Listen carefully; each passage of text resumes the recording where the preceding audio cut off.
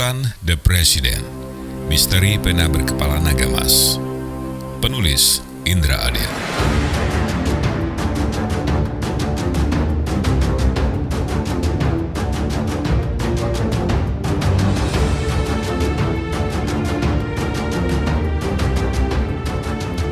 Bab 35. Pagi itu, Sultan dan Joko baru mendarat di Jogja, akan melakukan temu muka dengan simpatisan di Jogja. Mereka telah menyiapkan tempat pertemuan di kampus Bulak Sumur.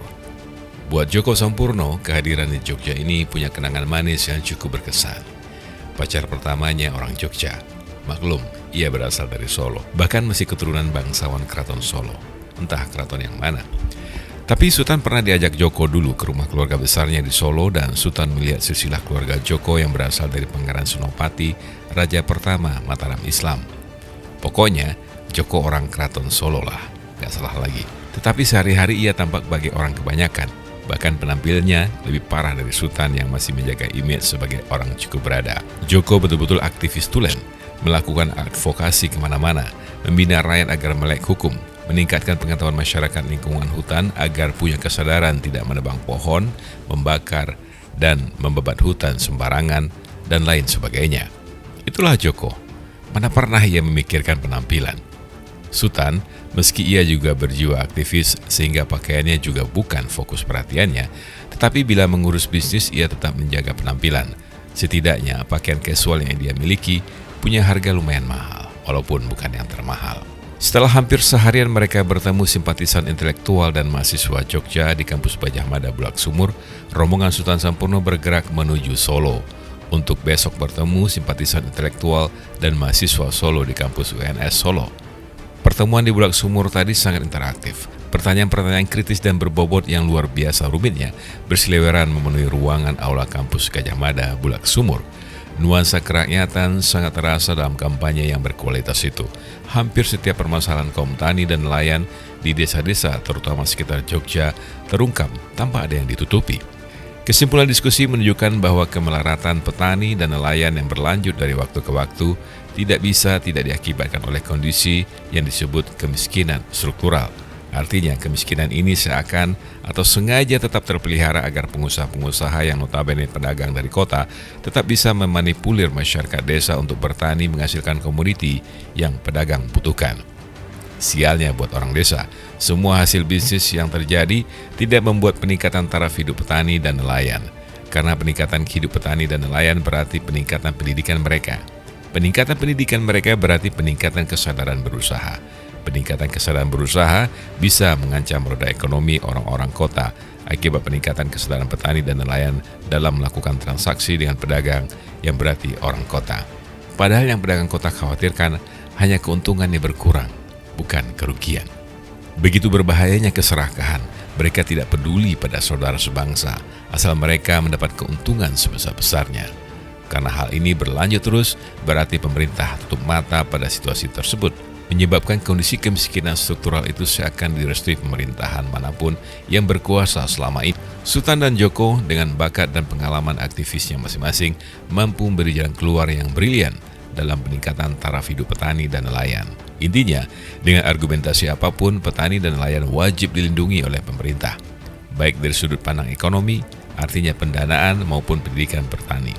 Terutamanya sampai masalah peningkatan pengetahuan tentang distribusi produksi pasca panen, agar mereka tidak tergantung kepada para pedagang tengkulak. Sungguh tadi adalah kampanye yang mencerahkan, baik bagi konstituen maupun bagi Sultan dan Joko yang mendapat begitu banyak informasi berarti bila mereka memenangkan Pilpres ini kelak. Mereka beriringan berombongan menuju kota Solo dengan 3 kendaraan. Di depan sekali mobil berisi tuan rumah dari Solo yang menjemput rombongan kampanye. Rombongan Sultan dan Joko menggunakan 2 mobil, satu Pajero Sport tahun 2018 dan satu lagi Honda CR-V yang juga tahun terbaru. Mobil di tengah berisi Sultan dan Joko mengendarai Pajero terbaru dengan lampu belakang tanpa butut ke bawah dengan satu supir dan satu pengawal di samping supir. Keduanya termasuk rombongan dari Jakarta. Di belakang sekali satu mobil rombongan Capres Sultan Sampurno berpenumpang 5 orang dari Jakarta dengan satu supir dari Solo. 2 kendaraan di belakang berjalan beriringan diselingi sebuah mobil Toyota Land Cruiser yang menyelak entah di mana. Anehnya, mobil ini seperti sengaja melambatkan kecepatannya sehingga lama-kelamaan tanpa ada yang menyadari, kendaraan di depan yang berisi tuan rumah dari Solo menjadi berjarak cukup jauh dari kendaraan utama yang ditumpangi Capres dan Cawapres. Di belakang kendaraan utama juga ada sebuah mobil Kijang Innova yang juga berjalan lebih lambat lagi, sehingga lama-kelamaan satu kendaraan pengiring di belakang pun berada agak jauh di belakang, karena Kijang Innova tersebut berjalan lebih diperlambat lagi dan di tengah-tengah jalan sehingga sulit untuk disusul di tengah keramaian lalu lintas yang cukup padat di jalan antara Jogja dan Solo itu. Sesampai di sebuah tikungan yang tampak sepi dari rumah penduduk, tiba-tiba sebuah Toyota Hardtop tahun 1980-an menyalip kendaraan Pajero yang ditumpangi Sultan dan Joko dan berhenti tepat di hadapan kendaraan mereka. Dari dalam, turun 3 orang bertubuh tegap dengan 1 orang menggenggam pisau komando dan 1 orang memegang kapak serta 1 orang lagi menggenggam rantai sepeda motor. Ketiganya dengan cepat mendatangi kendaraan Sultan dan Joko yang juga terpaksa berhenti karena dihadang menyilang tepat di hadapannya. Ketiga orang bersenjata tersebut langsung mendatangi Sultan dan Joko yang berada di bangku tengah. 1 orang di sebelah kiri yang membawa pisau menuju bangku Joko dan 2 lagi yang di sebelah kanan dengan masing-masing menggenggam kapak dan rantai menghampiri Sultan. Tetapi itulah bodohnya si penghadang, mereka terlalu menganggap enteng rombongan ini dan tidak menduga bahwa supir dengan 1 penumpang di depan adalah pengawal terlatih dari Merpati Putih dan Tapak Suci, 2 perguruan silat paling disegani di negeri ini. Ketika orang di sebelah kanan dan kiri telah berada di samping mobil utama, hampir serentak supir dan orang di sebelahnya membuka pintu mobil secara mendadak dengan sepenuh tenaga dalam. Kedua orang di kanan kiri tersebut terkejut tapi terlambat. Orang sebelah kanan yang membawa kapak terpukul pintu mobil sehingga tapaknya langsung terlepas dari tangannya. Orang sebelah kiri mobil terjatuh dengan pisau masih di tangan kanannya, tetapi pengawal Sultan Sampurno di sebelah kiri itu langsung menginjak tangan kanan orang tersebut dengan kaki kiri dan kaki kanannya menendang wajah si penghadang hingga hidungnya mengucurkan darah segar. Ia terkapar tak bangun lagi, sementara orang yang membawa rantai tangan kirinya yang mencoba membuka pintu di samping Sultan dengan tangan kanannya sudah terjepit dengan kepala berada di dalam mobil dalam bekukan tangan kiri Sultan. Rupanya saat orang tersebut berusaha membuka pintu mobil yang terkunci, Sultan secepat kilat membuka jendela mobil otomatis, memencet urat nadi pergelangan tangan kanannya sehingga orang itu terpaksa melepaskan pegangan tangannya pada handle mobil karena merasakan sakit luar biasa yang dibarengi tak rasa lemas. Sultan lalu menarik tangan tersebut ke arah dalam. Orang itu coba bertahan, tetapi tenaga Sultan yang memang pesilat handal dan lagi pula cengkeramannya bertumpu pada titik lemah saraf tangan kanan lawan membuat tarikan itu menjadi mudah. Karena tenaga lawan hilang, maka lawan menurut saja ketika kepalanya ikut ditarik masuk jendela. Rantai di kanan kirinya yang tadinya akan digunakan mencekik leher Sultan terlepas dan kini justru ia yang tercekik oleh tangan kiri Sultan. Pemegang kapak di sebelah kanan tadi juga telah dibekuk dengan kepala terjepit di antara selangkangan supir. Untung si supir masih kasihan dan tidak melintir kedua kakinya untuk mematahkan leher lawan. Penaklukan selesai dalam waktu hanya 3 menit. Mobil pengiring yang di depan dan mobil pengawal yang di belakang hampir bersamaan tiba di lokasi kejadian. Tetapi 2 mobil penghadang yang membuat mobil penumpang utama yang digunakan Sultan dan Joko tadi terjebak di tengah sudah kabur meninggalkan pelaku-pelaku utama yang dilumpuhkan dengan cepat. Mobil yang menyalip mereka pun sudah kabur terlebih dahulu melihat ketiga rekannya dilumpuhkan hanya dalam hitungan menit sejak rekan-rekannya itu turun dari mobil penghadang. Pelaku pembawa rantai masih dalam cekikan lengan kanan Sultan. Joko menyambak rambut pelaku tersebut sambil berkata, "Untung saya belum turun tangan. Kalau saya turun tangan, otakmu sudah berceceran di lantai mobil. Tahu kamu?" Sultan tersenyum mendengar gurauan yang tak pernah tinggal dari sahabatnya itu dan bertanya kepada lawan yang sudah tak berdaya dengan kepala dan bahu di dalam mobil, sementara badan dan kakinya masih terjuntai di luar mobil. "Siapa yang menyuruhmu?" "Tidak ada, Pak. Kami cuma mau merampok." Begitulah pengakuan mereka semua, termasuk jawaban orang yang pingsan ditendang pengawal dari Merpati Putih dan telah tersadar kembali. Akhirnya ketiga orang sial itu dibawa bersama mobil rombongan Solo setelah diikat tangan dan kaki mereka untuk kemudian diserahkan ke Polresta Solo. Besoknya, seluruh media-media di Jogja, Solo, dan Jawa Tengah diikuti oleh media-media nasional dan media sosial memuat kejadian itu sebagai usaha perampokan terhadap Capres dan Cawapres Sultan Sampurno. Berita itu dilansir dari keterangan polisi tanpa menyebutkan 2 kendaraan pencipta kondisi yang kabur, hanya menyebutkan 1 kendaraan yang membawa perampok kabur melarikan diri.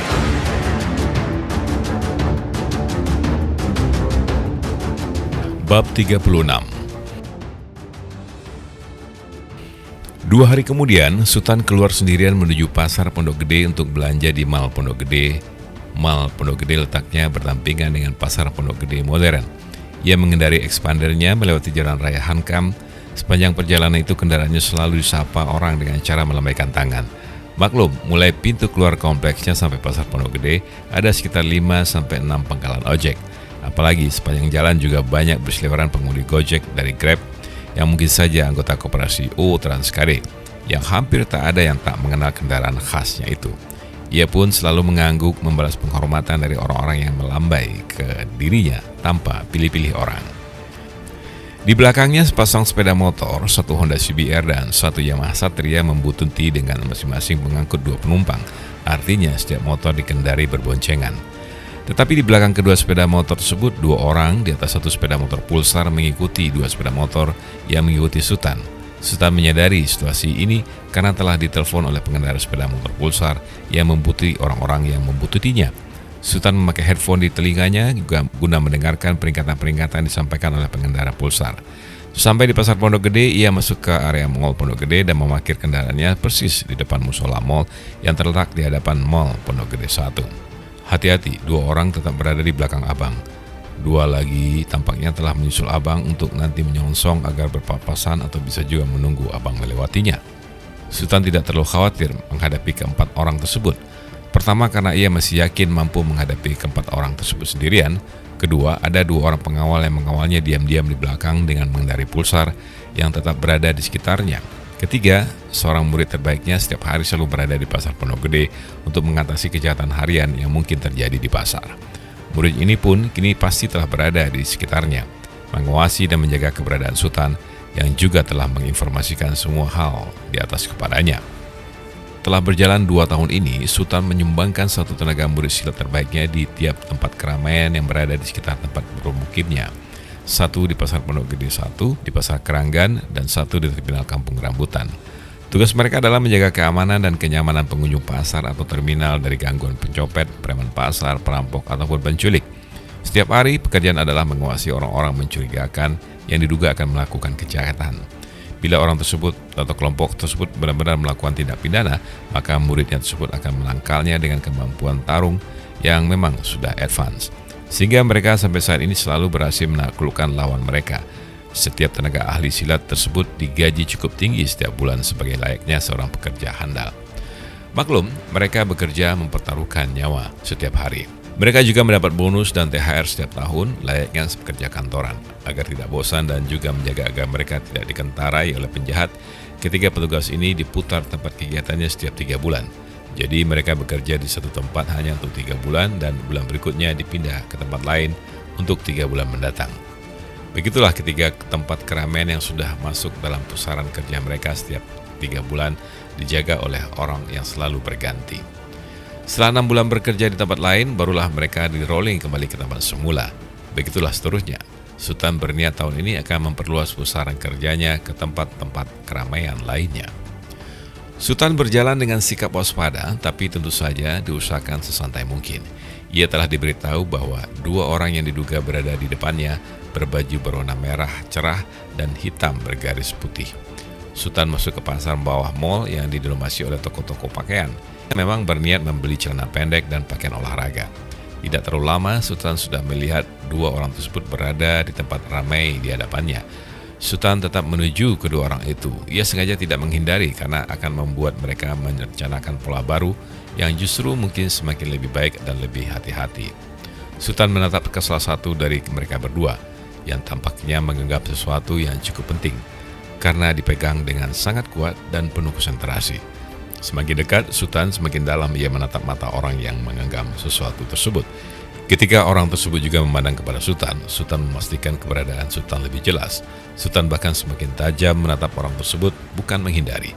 Sultan yakin tatapannya akan membuat kacau konsentrasi calon pembuat ulah, dan memang itulah yang terjadi. Sultan semakin dekat dengan tatapan yang semakin tajam. Orang tersebut menjadi gelisah, tapi tak sempat lagi ia berpikir ingin menunda rencana yang sebelumnya telah ditetapkan dengan matang. Sultan telah berada di hadapannya, ia tampaknya sedang mempersiapkan tangannya untuk menyemprotkan sesuatu. Sesaat, kira-kira 1/4 detik sebelum tangan itu bergerak, tangan Sultan telah lebih dulu tiba di pergelangan tangan orang itu dengan amat kerasnya, dan sebentuk tabung gas kecil yang digenggam tangan itu terlempar keras ke lantai dengan denting yang nyaring.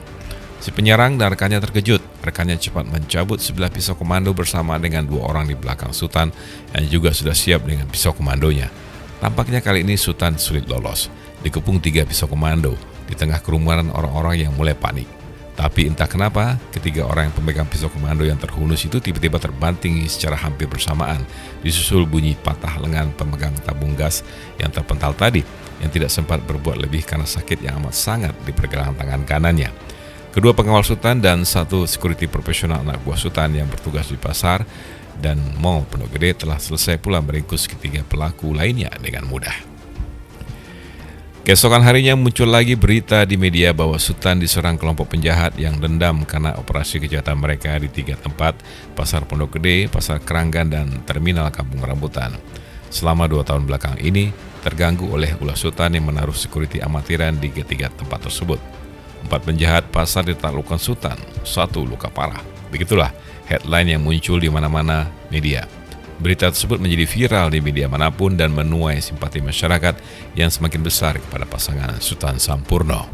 Kegiatan diam-diam Sultan menaruh seorang security pesilat tangguh di 3 tempat keramaian tersebut untuk membantu kenyamanan masyarakat, semakin menambah populer nama Sultan. Banyak media mainstream baik TV maupun koran atau majalah berita meminta wawancara khusus dengan Sultan. Tapi Sultan menampiknya dengan penuh hormat agar setiap kantor media tersebut tidak kecewa berat. Sultan memberi kesempatan untuk jumpa pers bersama guna wawancara.